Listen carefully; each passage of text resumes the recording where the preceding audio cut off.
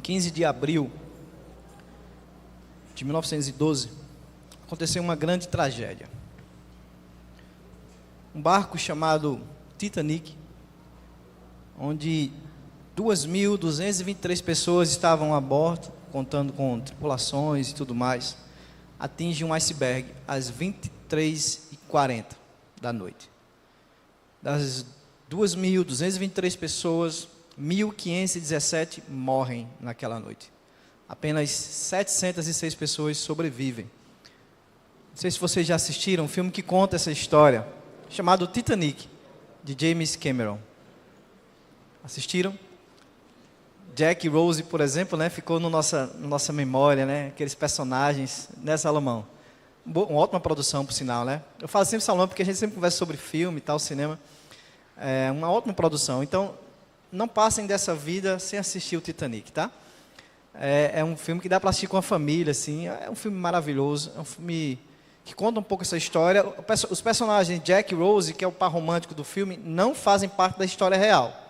E a gente fica tão vidrado, né, nesse par, né, durante o filme inteiro, que tem uma cena no filme que talvez nos passe um pouco despercebido, porque realmente era uma cena rápida.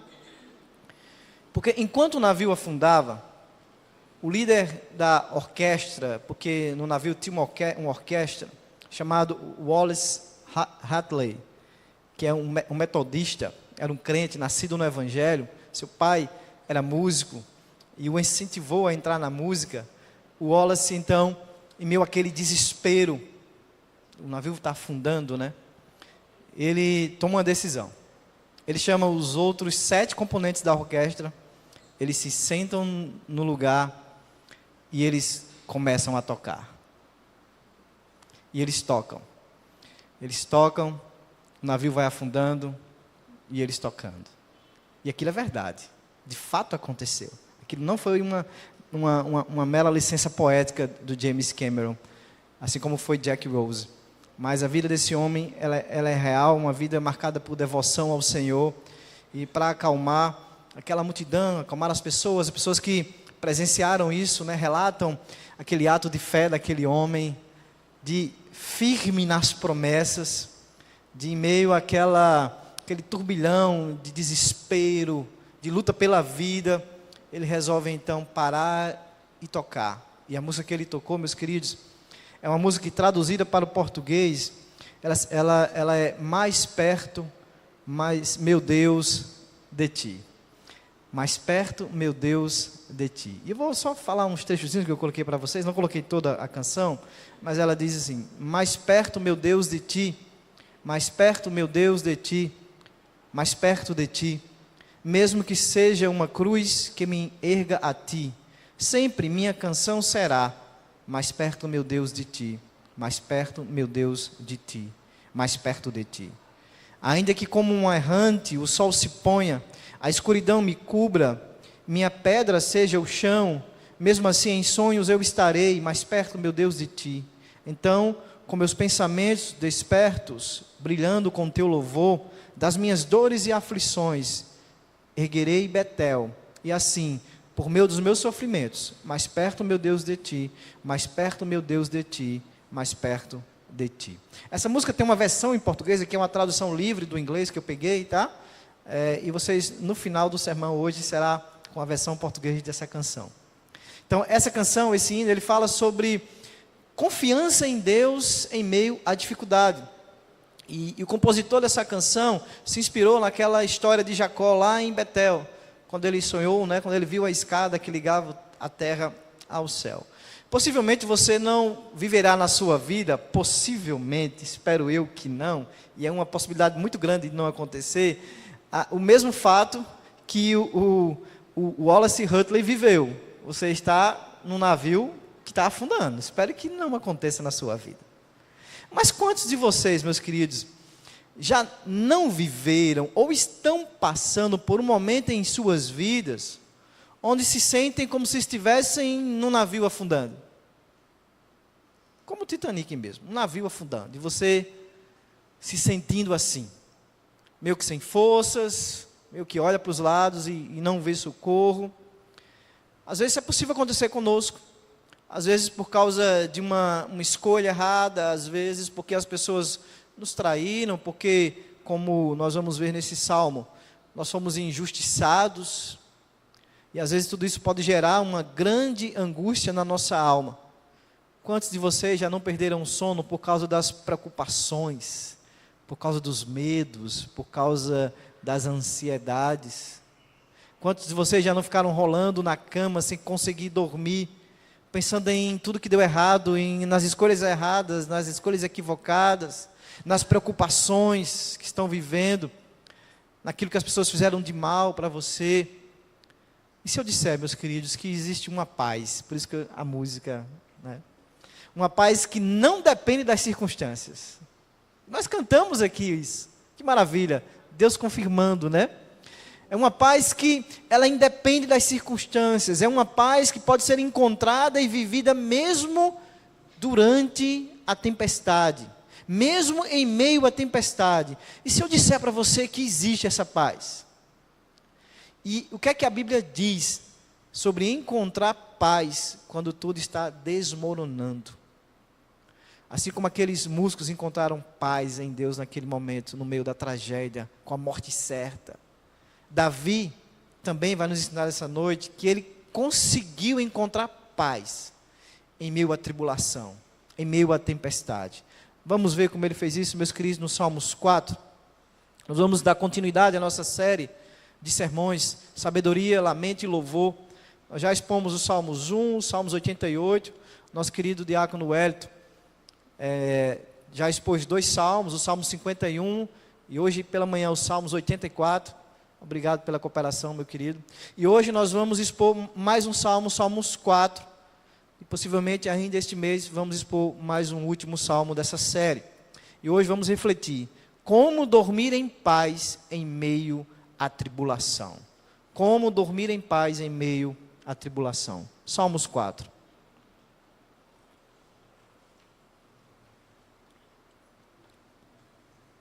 Acho que eu vou precisar de mais água aqui, por favor. Diz assim a palavra de Deus: responde-me quando clamo, ó Deus da minha justiça. Na angústia, tu me deste alívio. Tem misericórdia de mim e ouve a minha oração. Filhos dos homens, até quando vocês vão querer transformar a minha glória em vergonha? Até quando amarão a vaidade e buscarão a mentira? Saibam, porém, que o Senhor distingue para si o piedoso. O Senhor me ouve quando eu clamo por Ele. Tremam de medo e não pequem. Consultem no travesseiro o coração e me sosseguem. Ofereçam sacrifícios de justiça e confiem no Senhor. Há muitos que dizem: quem nos dará a conhecer o bem? Senhor, levanta sobre nós a luz do teu rosto. Mais alegria me puseste no coração do que a alegria deles, quando eles têm fartura de cereal e de vinho. Em paz me deito e logo pego no sono, porque só tu, Senhor, me fazes repousar seguro. Senhor Deus, ó Pai, fala conosco neste momento, Senhor. Já ouvimos, já falamos contigo, melhor dizendo, com as canções, com as nossas orações, e agora nós queremos aquietar a nossa alma para ouvir a tua voz. Então fala conosco, me usa, Senhor, como instrumento em tuas mãos para a tua glória, ó Deus. Tudo que seja dito, seja instrumentalizado pelo teu Santo Espírito e produza frutos para ti, Senhor. Assim eu te peço e eu te agradeço por essa oportunidade. Em nome de Jesus. Amém. Como diz João Calvino, os Salmos é uma anatomia de todas as partes da alma humana, pois não há emoção que não seja representada nele como espelho. De fato, meus queridos, os Salmos, os homens de Deus que os compuseram, eles rasgavam o coração diante do Senhor. Eles não tinham filtros muitas vezes. Até nos choca algumas palavras quando nós lemos nos Salmos. Mas essa é uma característica dessa poesia.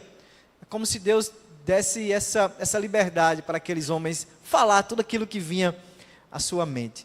Tanto é que no último sermão sobre os Salmos, no domingo retrasado, foi há 15 dias atrás, não, foi há 3 semanas atrás, nós falamos sobre os Salmos 88, que também é um salmos de lamento, como esse que nós acabamos de ler.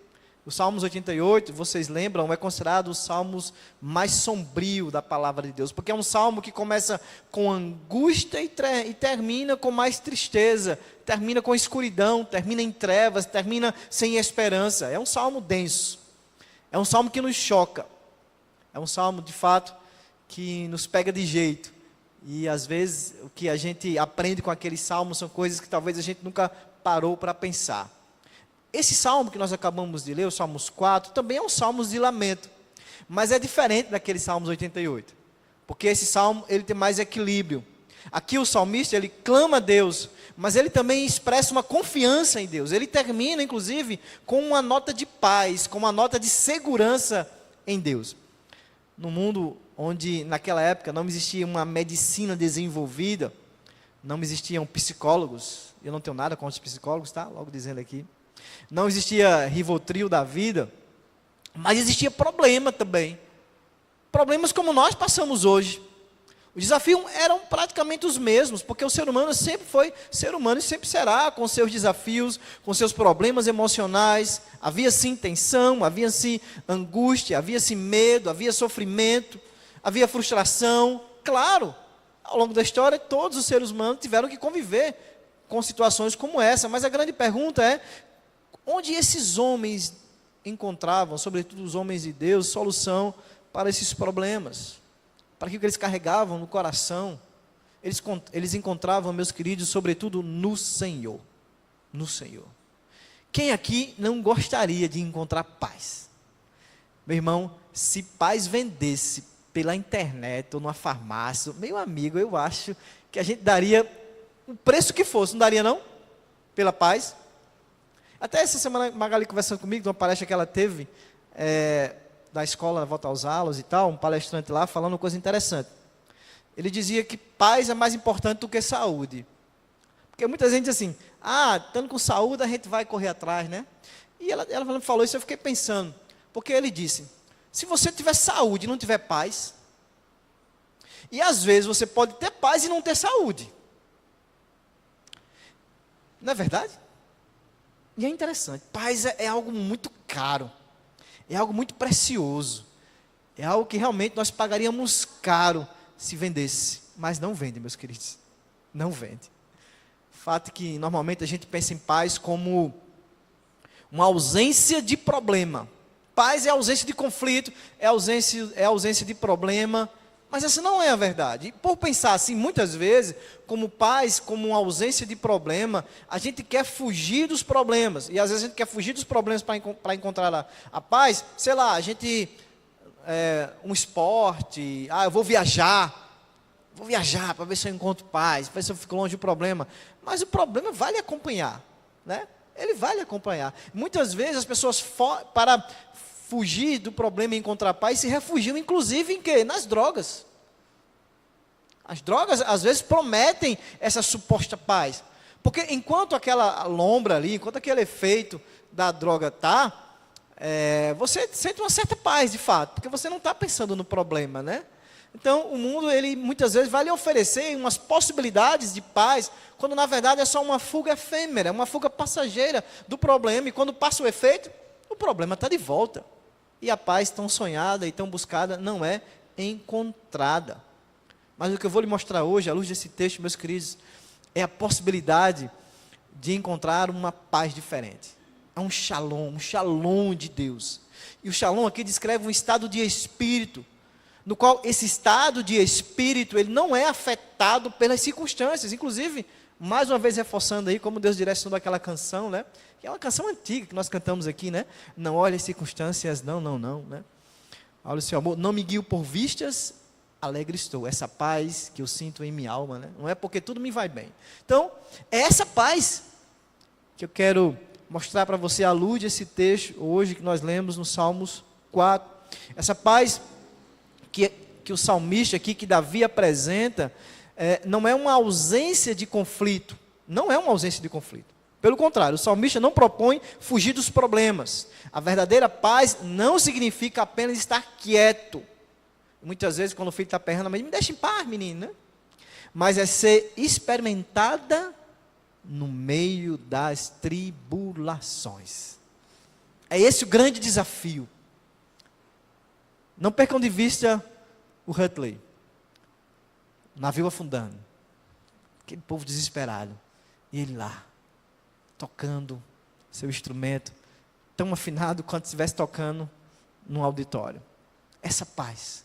E a pergunta é: como você pode experimentar a verdadeira paz em Deus, no meio das angústias, no meio das dores, no meio do sofrimento? Porque hoje nós vivemos num mundo, meus queridos, onde os principais problemas talvez seja o problema do sono, o problema do deitar, o problema da noite. Muitos, infelizmente, precisam se fazer de remédios para ter uma noite boa, ter uma noite agradável. E eu também não sou contra o remédio. É importante sempre estar pontuando aqui, explicando, né?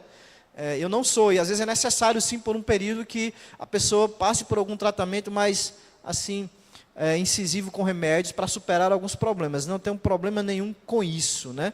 O que nós não podemos ficar é totalmente dependentes dos remédios. Isso nós não podemos ficar. Então, nós vivemos num mundo onde há uma grande dificuldade, de fato, em dormir, né? Os Salmos 3, os Salmos 4, possivelmente também o Salmo 5, são salmos escritos no mesmo contexto. O Salmos 3 é chamado Salmos do Amanhecer, e aqui o Salmos 4 é chamado Salmos do Entardecer. E Davi escreve esses salmos, tá? E o contexto que Davi escreve esse salmo é bem interessante, porque é um contexto que Davi estava fugindo de um grande inimigo. Um inimigo que havia tomado o seu trono. Há pequenas divergências em relação a esse contexto, mas a grande maioria concorda que o contexto era esse. Ele havia perdido o seu trono, essa pessoa havia dado um golpe de Estado, tinha conquistado aí a simpatia do povo, daqueles também que estavam próximos a Davi, e então confabula e dá um golpe de Estado. E não somente isso, essa pessoa, ela decreta a morte do rei. Se encontrarem um rei, matem-no. Davi então está aqui, subindo a montanha com o pé no chão, com poucos amigos, na verdade, ele tinha muito mais inimigos contra ele.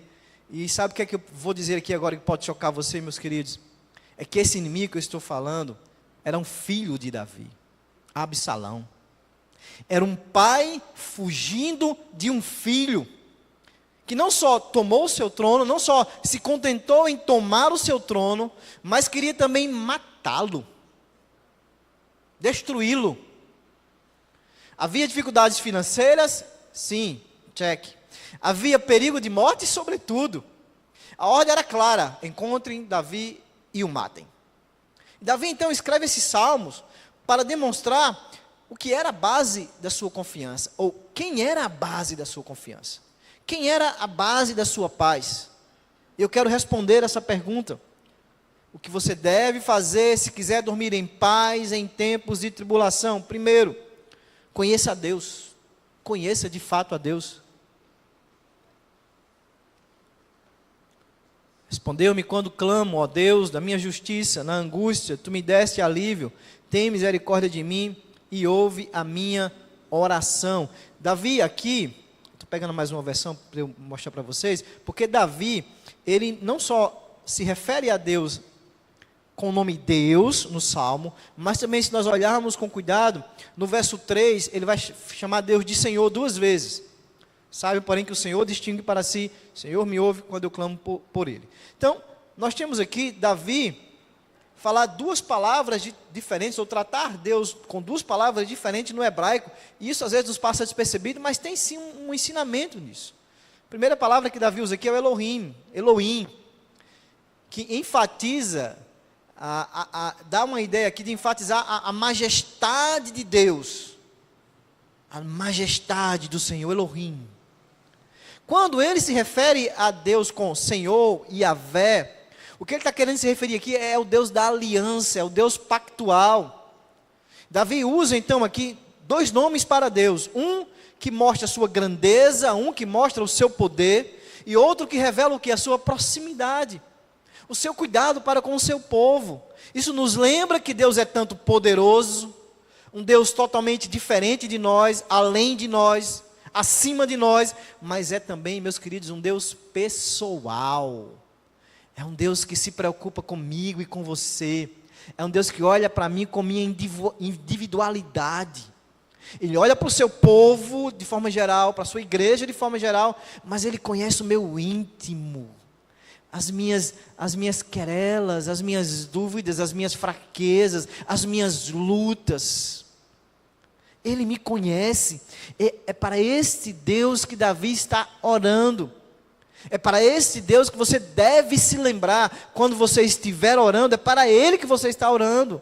Para esse Deus que é totalmente longe de mim, no sentido de ser totalmente diferente em poder, em glória, em majestade, em soberania, mas é também um Deus que se fez gente para se relacionar conosco. É um Deus que ouve as nossas orações. É um Deus que, como Davi aqui chamam, é um Deus misericordioso. E ser misericordioso é não dar a nós aquilo que nós merecemos, é não nos tratar conforme nós merecemos. Esse é o nosso Deus. Nós precisamos conhecê-lo intimamente. E para que isso faça sentido na minha vida, e quando eu eleve as minhas orações a Ele, isso possa chegar no meu coração como um bálsamo. Eu sei para quem eu estou orando. Eu sei que Ele é um Deus totalmente diferente, todo-poderoso, o Rei dos Reis, Senhor dos Senhores, mas eu sei também que Ele é o Emanuel. Ele é o Deus conosco. Ele se preocupa comigo, por isso eu vou falar, por isso eu me derramo, por isso eu clamo a Ele. Nós precisamos conhecer o nosso Deus, meus queridos. Precisamos conhecê-lo através das Escrituras, sobretudo. Mas as nossas experiências com Ele também nos revelam quem é Deus em nossas vidas. As suas experiências com Deus de misericórdia, como Ele lhe perdoou, como Ele lhe sustentou. Nós podemos dormir em paz em tempos de tribulação, conhecendo ao nosso Deus cada vez mais, tendo intimidade com Ele, tendo experiências com Ele. E aí, uma coisa está conectada à outra. Nós podemos dormir em paz em tempos de tribulação. Você pode dormir em paz em tempo de tribulação, lembrando o que Deus já fez por você. Olha o que é que Davi faz aqui. Ele diz: tu me deste alívio, na angústia tu me livraste, ou tu me deste alívio. O verbo está conjugado, de fato, da maneira correta. Porque o que Davi está fazendo aqui, né, é dizer, Senhor, na angústia, e a angústia que é uma palavra interessante, porque ela dá a ideia de estreito, de apertado. Para lembrar, para quem vive angustiado, né, essa ideia de parece que está sendo sufocado, colocado contra a parede, num lugar estreito. E aqui quando Davi diz assim, tu me deste alívio, é como se Deus alargasse as coisas. Sabe, quando você se sente sufocado, sei lá, em algum lugar, no elevador, ou alguma coisa desse tipo, não sei se alguém tem esse problema com o elevador, e quando abre as portas, né, que você bota o pé para fora, você sente o alívio, né? Então, é essa imagem aqui que Davi está querendo trazer. Na minha angústia, Senhor, nas angústias que eu passei anteriormente, nos momentos que eu vivi de aperto, de sufocamento, o Senhor me aliviou. Como se Ele dissesse, não é a primeira vez que eu estou enfrentando isso, Senhor. Não é a primeira vez que eu estou enfrentando angústias na minha vida, onde os meus inimigos são mais fortes do que eu, onde eu sou o mais fraco, onde parece que eu vou perecer, onde parece que eu vou morrer. Não é a primeira vez. Inclusive, lembra de Davi e Golias, lembra ele contra um leão, por exemplo, né? Ele podia se lembrar aqui, trazendo à sua memória esses momentos, né, onde ele teve vitórias extraordinárias, quando tudo parecia o contrário, quando ele enfrentava inimigos mais fortes, quando a sua força era inferior. Nós precisamos, meus queridos, quando estivermos passando por momentos assim, de angústia, de tribulação em nossa vida, nos lembrar dos momentos que Deus já cuidou da gente.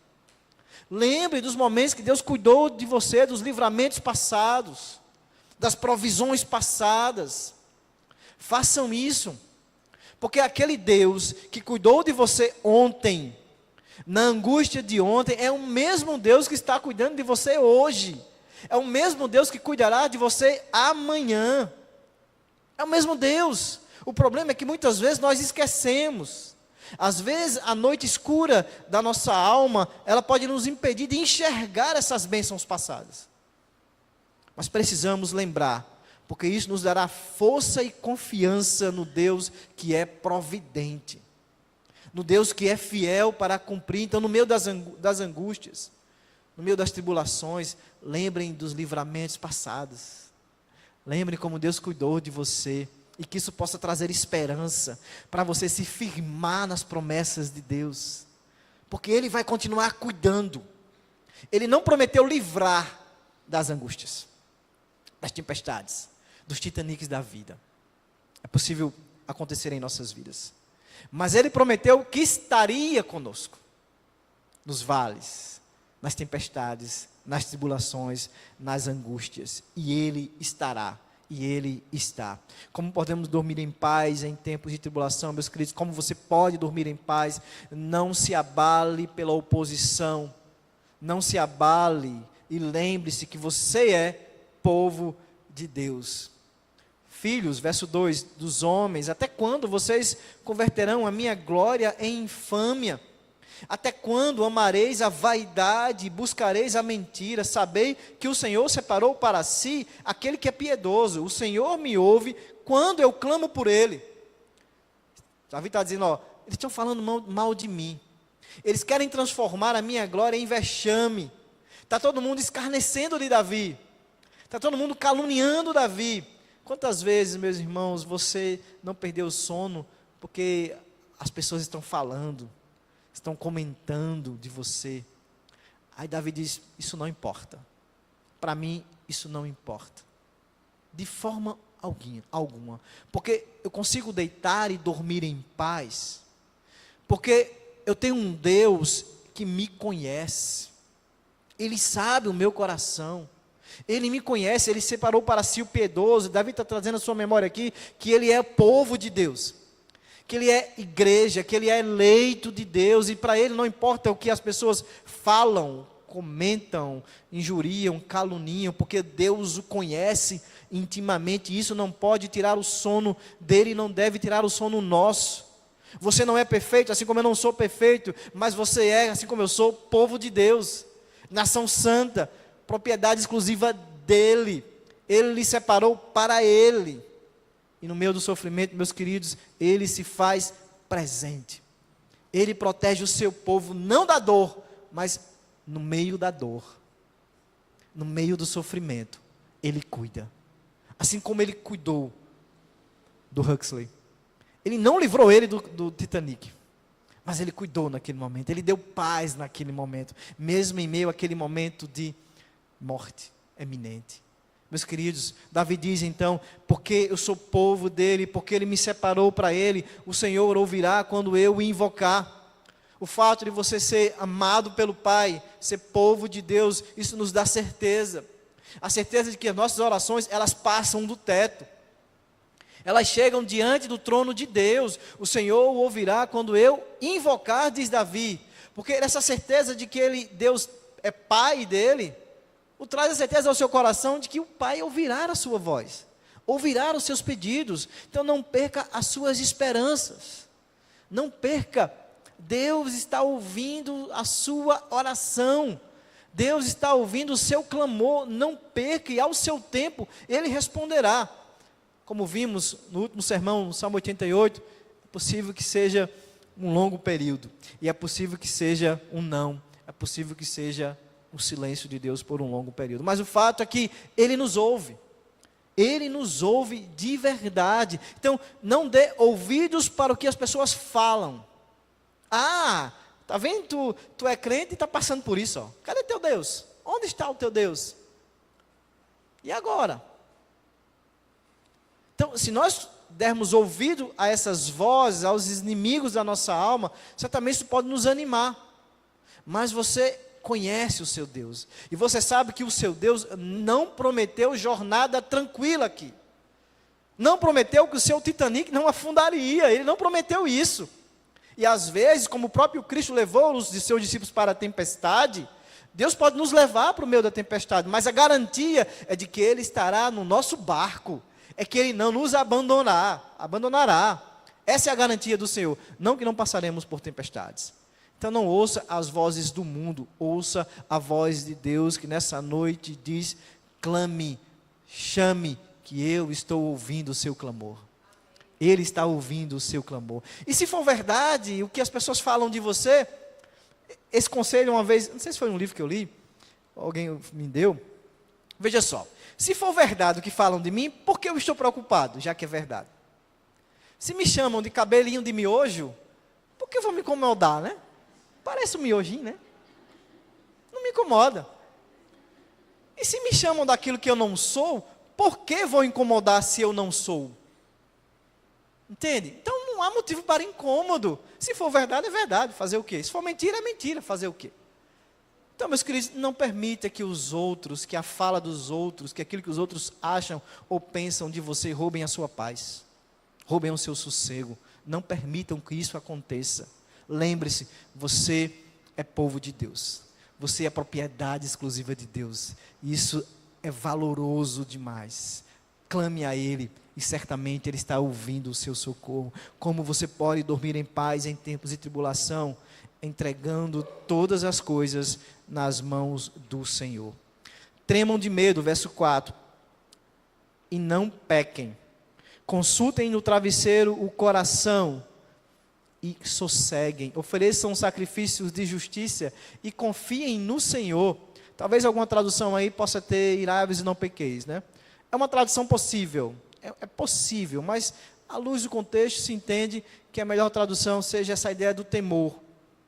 Temor, tremor diante do Deus que é santo e poderoso. Isso possa nos levar a não pecar. Talvez essa seja a ideia melhor. Há momentos em que você quer resolver com as suas próprias forças. Você quer resolver as situações. Você imagina o quanto Davi não pode ter escutado dos seus soldados. Que tal a gente fazer uma armadilha, uma arapuca e pegar Absalão? Que tal a gente não faz com ele aquilo que ele fez com você, traiu, enfim, é possível. Tiago 1,20 vai dizer, porque a ira do homem não opera a justiça de Deus. Mas às vezes a gente age como se a gente fosse promover essa justiça. Davi diz assim, diante do Senhor, vocês temam Ele, e temam e não pequem. Por isso que alguns traduzem por irai-vos e não pequeis, né? Mas a ideia está aqui no não pecar, tá? A ideia é não peque. Que os seus sentimentos, ou sentimento de vingança, de justiça, qualquer que seja, ao olhar para Deus, quem é Deus, isso faça com que você não peque. Se alguém lhe fez o mal, óbvio, ninguém aqui não é ser humano. Se alguém nos faz o mal, logicamente, normalmente a gente pensa em devolver o mal com dobro. Não é nem o mal do mesmo jeito. Essa é a natureza humana. Mas o que Davi está dizendo aqui é, não faça isso. Não faça isso. Porque a ira do homem não opera a justiça de Deus. Não faça, não queira resolver do seu jeito. Porque o caminho de Deus é outro. Não é querer resolver tudo por conta própria, não. Mas é entregar ao Deus que é justo. Davi estava sendo perseguido, meus queridos, pelo seu próprio filho. A quem ele alimentou, nutriu, cuidou, e este se virou contra ele. É claro que isso não elimina as nossas responsabilidades. Davi estava fugindo, né? Estava se escondendo, ele não estava indo para a morte.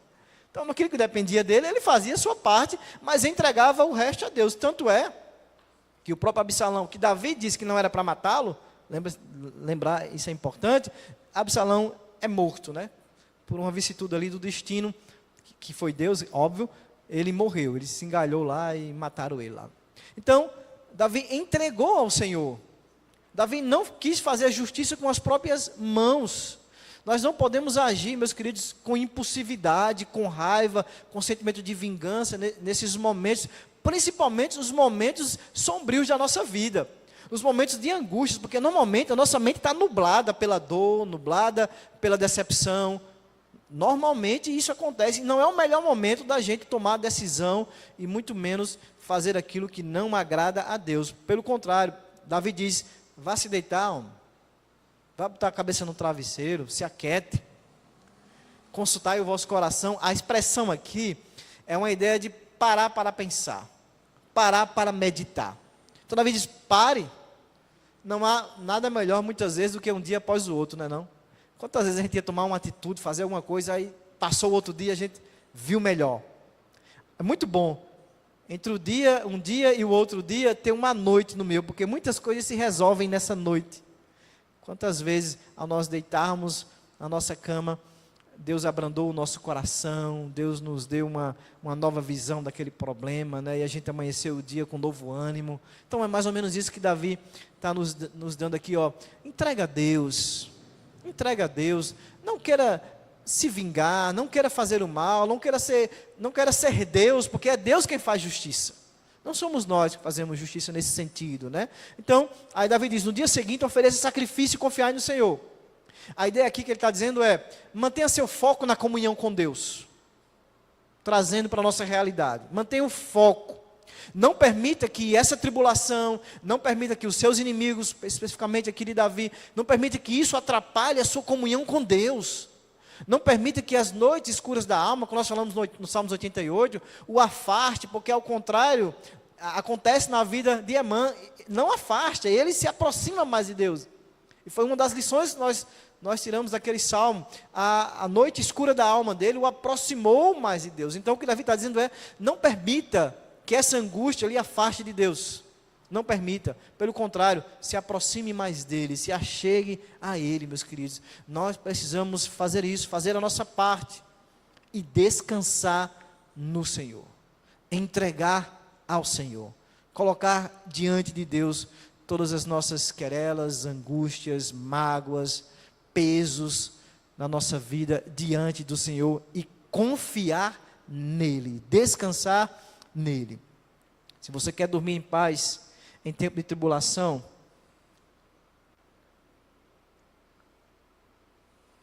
esteja mais satisfeito no Deus das bênçãos do que nas bênçãos de Deus. Esteja mais satisfeito no Deus das bênçãos do que nas bênçãos de Deus. Salmo 6 diz, há muitos que dizem, quem nos dará a conhecer o bem, Senhor? Levanta sobre nós a luz do teu rosto, mais alegria me puseste no coração do que a alegria deles, quando eles têm fartura de cereal e de vinho. Interessante essa tradução, procurando outras traduções aqui, a ideia, eu vou ler a King James, que diz assim, numerosos são os que dizem, quem nos fará ver a felicidade? Faze, ó Senhor, resplandecer sobre nós a luz da tua face. A ideia que Davi está querendo dizer aqui é que muitos pedem coisas a Deus, mais coisas a Deus, mas ele não, entende? É essa a ideia. Mais alegria me puseste no coração do que a alegria deles, porque eles estão alegres na fartura.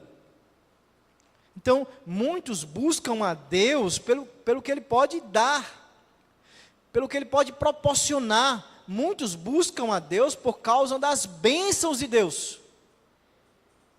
Infelizmente isso é verdade, meus queridos. Muitos têm buscado a Deus por causa disso e nunca estão satisfeitos. Mas nós não devemos viver assim. Nós devemos buscar a Deus, estarmos satisfeitos em Deus pelo que Ele é, pelo que Ele fez em nossas vidas, não pelas bênçãos materiais que Ele pode nos dar. E esta passagem aqui de Davi nos ensina que os pecadores, os miseráveis pecadores, eles nunca vivem satisfeitos, porque eles estão sempre correndo atrás das bênçãos. E quando Deus não dá, a primeira coisa que eles fazem é virar as costas para Deus, e simplesmente buscar outra igreja, porque talvez, dizem ele, o problema é a igreja. Eu vou buscar uma igreja onde eu vou conseguir isso mais facilmente. Mas Davi diz, olha, eu não sou assim. Eu não deposito a minha alegria nas bênçãos de Deus, que Ele pode dar. E Ele dá. Ele pode dar muitas coisas para as nossas vidas, e Ele tem dado. Mas essas coisas, essas bênçãos materiais, elas não podem fundamentar a nossa fé em Deus, porque estas coisas materiais podem nos faltar, podem ser tiradas, podem diminuir. E aí, Davi diz, encheste o meu coração de alegria, Senhor. E a alegria de Davi não está fundamentada na fartura do trigo, na fartura do vinho, nas coisas que Deus pode dar, embora a fartura do trigo e do vinho seja boa, a boa colheita seja importantíssima para uma sociedade agrária. Mas o que ele está dizendo é que a alegria que ele tem é uma alegria que não está fundamentada naquilo que Deus pode dar, mas está fundamentada no Deus que dá todas as coisas. É nele que está fundamentada. Então, Davi aqui está fugitivo. Davi está solitário, com poucos amigos, correndo risco de morte, dormindo possivelmente, não numa cama king size, né? Ele está sem coroa, sem riqueza, traído pelo filho. E ele diz: a superioridade das alegrias da graça, comparadas às alegrias da terra ou às alegrias do mundo, elas são muito melhores, são muito superiores. Ele diz: eu nesse estado que eu estou, Senhor, eu sou muito feliz, eu sou feliz mais do que Absalão que tem meu reino. Percebe isso? Davi está dizendo: eu tenho mais felicidade em mim, Senhor, do que Absalão deve ter. Mas que loucura é isso? O evangelho é loucura mesmo. O evangelho é encontrar satisfação não nas coisas de Deus, mas no próprio Deus. Davi encontrou satisfação em Deus, naquilo que Deus é para ele. A nossa alegria, meus queridos, e a nossa paz não podem depender das circunstâncias. Se quisermos pegar no sono, logo ao deitarmos, devemos estar satisfeitos com o que Deus é para nós, com quem Deus é para a sua vida. Ele tem uma alegria que pode ser experimentada mesmo em meio à tribulação, à dor, ao sofrimento, à possibilidade de morte. E quem foi que colocou essa alegria no seu coração? Deus colocou. Não é o mundo que pode colocar, não são as coisas desse mundo que podem colocar, porque a medida que o mundo coloca é na mesma medida que ele rouba, que ele tira. Peçamos a Deus essa alegria no nosso coração, meus queridos. Peçamos a Deus essa capacidade de, mesmo em meio às dificuldades da nossa vida, encontrarmos alegria nele. Porque normalmente nós reclamamos da vida demais, reclamamos por algo que nós achamos que nos falta, quando nada nos falta, porque o Senhor é o nosso pastor, meus queridos, e de nada nós sentiremos falta, porque nós temos tudo, e tudo é Ele em nossas vidas, não é as coisas que Ele pode dar.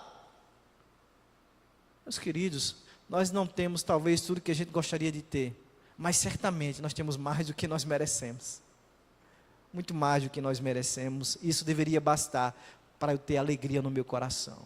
Como eu posso dormir em paz, por fim, em tempo de tribulação, descansando na segurança que Deus nos dá. Descanse na segurança que Deus lhe dá.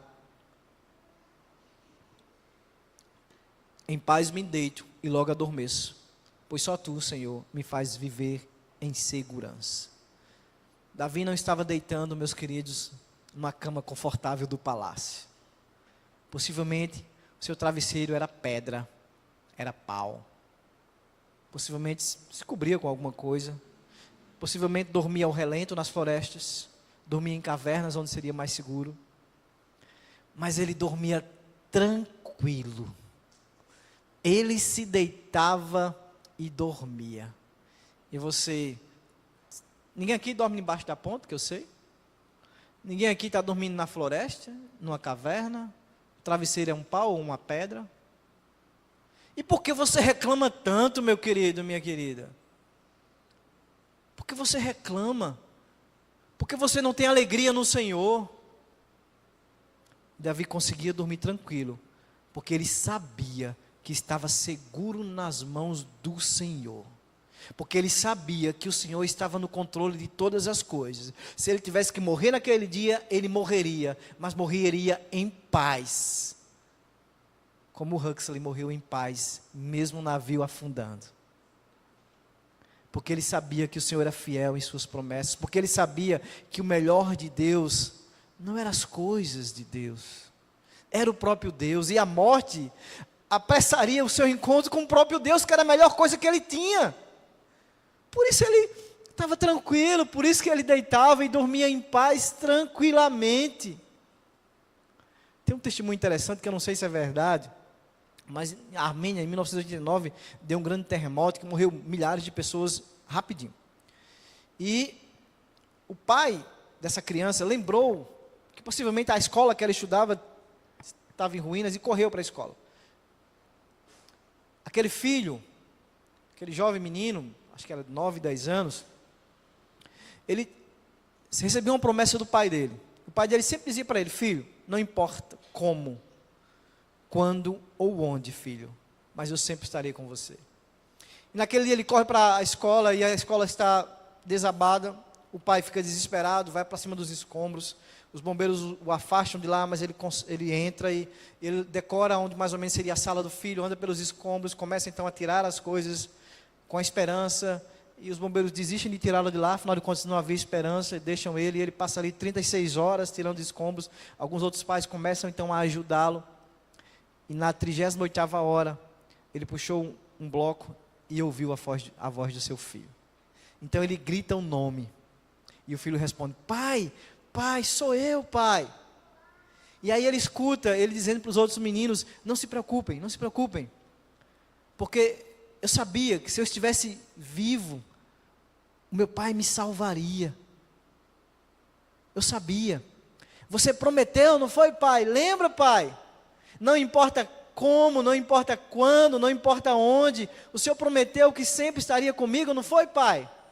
E o pai disse: sim, meu filho. E o pai consegue tirar os escombros e salvar o seu filho. O filho confiou na palavra do seu pai. E isso deu esperança, segurança. E por providência de Deus, é óbvio, né, que a sala dele desmoronou, mas ficou ainda uma espécie de uma cavernazinha, onde ele e outras crianças foram salvas naquele dia. E aí, quando o pai chega, que olha para o filho, tem algumas crianças, e ele diz: não, pai, pode deixar as crianças irem na frente, deixe os outros irem primeiro, porque eu sei que você vem me buscar, não importa como, não importa quando, não importa onde, eu sei que você estará sempre comigo. Esse é o nosso Deus, meus queridos. É um Deus que jamais nos abandona. Por mais que Emã, no Salmo 88, se sentisse abandonado por Deus, o problema não era que ele estava abandonado por Deus, o problema era o sentimento dele, equivocado, sua miopia espiritual, porque o nosso Deus não nos abandona. E aqui Davi está dizendo: eu não duvido do meu Deus, eu estou em paz, porque nele eu estou seguro. Mesmo dormindo, eu estou seguro.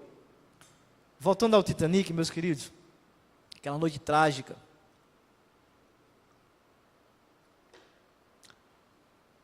Enquanto o navio afundava, e o desespero tomava realmente conta das pessoas, imagine se você estivesse naquela noite ali. A orquestra continuava cantando: mais perto, meu Deus, de ti. Eles sabiam, eles tinham certeza que iam morrer. Afinal de contas, o que o maestro pediu foi para que eles cantassem de fato até o fim.